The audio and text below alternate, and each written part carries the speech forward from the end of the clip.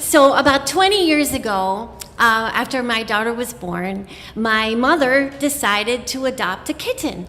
And right, sweet. But, I thought it was because that she felt left out of raising my daughter, because she lived back east in a little town in Pennsylvania, and I lived in Los Angeles. That wasn't it. I very quickly saw that she adopted this cat because she missed being in charge of someone. My dad had passed away, and I was across the country, and all these friends of hers used to look up to her and admire her, had all died. So she names this kitten Cosette, after the character in Les Miserables.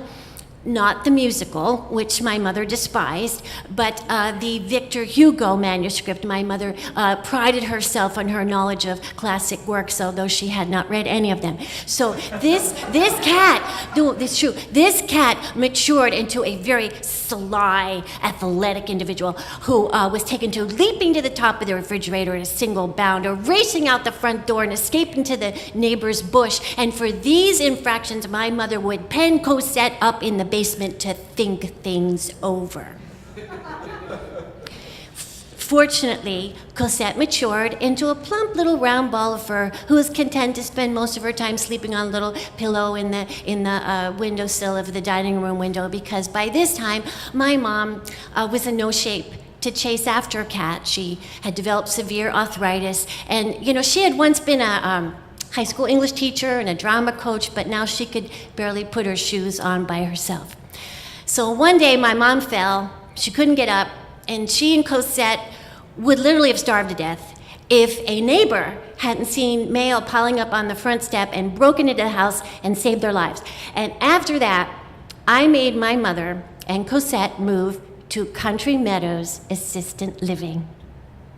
"This is hell, hell," my mother said over and over, sitting on this red velvet armchair in this room that I had gotten for her at Country Meadows. And I and the moving guide stuffed as much of her furniture and her belongings as we could into that room. Now, my mom hated Country Meadows, but she did adjust. She got the activities director to let her give poetry readings in the common room. And she had this woman on the outside, Rosemary, drive her to the theater and take her to dinner. And I said to my mother, Rosemary is very ill, and she's dying of cancer, and I really think you should give her a break. And my mom would say, "She likes direction." Several times, I did ask my mother, half-heartedly, to come out and live with me, to which she said, "Oh, it hasn't come to that." Because, see, my mom saw that would be like abject failure, and living at Country Meadows at least gave her some measure of independence. So my mom adjusted to Country Meadows, and Cosette did not. She went into hiding, and she rarely came out. But my mom said that sometimes she would come up on her lap late at night and let herself to be petted, and she would get up and wake my mother every morning. She'd hop up on the bed. So about 4 years after the move to Country Meadows, the activity director decided no more poetry readings, and that woman Rosemary died, and my mom lost a lot of weight, insisting she could eat nothing but toast. And the aide called me and told me my mom had passed away. And the aide said, "Cosette got up on the bed, and she ran back and forth trying to wake your mother. She meowed, and then she just sat there and howled. She knew." So I flew back to Country Meadows, and I took care of the funeral and the lawyer and everything, and I cleared out the room. And on my last day there, I was staying at Country Meadows. I was lying on this mattress. That was all that was left in the room, mattress and a blanket. And there was a little bit of light coming in from the outside, and I could see this little shadow creeping around the room, and it was Cosette. She was just going around next to the wall. She was searching for somewhere to hide, and there was nothing left. In the morning, the aide asked me what I was going to do with the cat. And I said, she's coming with me, even though I have 2 kitties, because, I feel like I owe the cat that. She was my mom's companion. So I went out and I got a little carrier, and I put Cosette in there, and we flew across the country, 2 airports and 2 airplanes and shuttles and taxis, and that animal did not make a sound, not a peep. So we got to my house in LA, and there was my husband and my daughter to greet me, and my 2 little kitties ran over.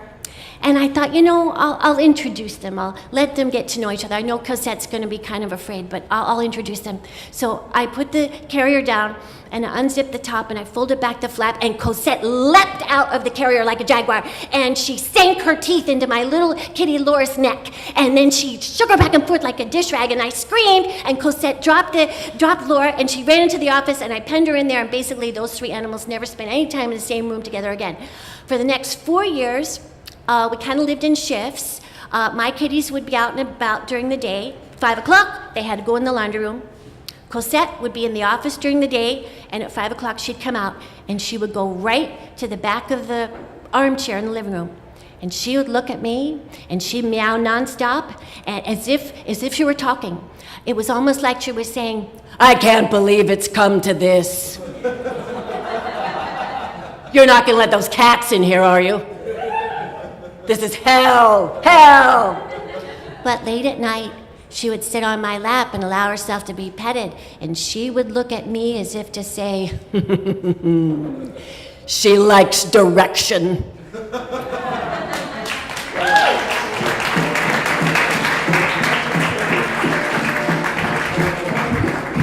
Vicki Juditz, ladies and gentlemen.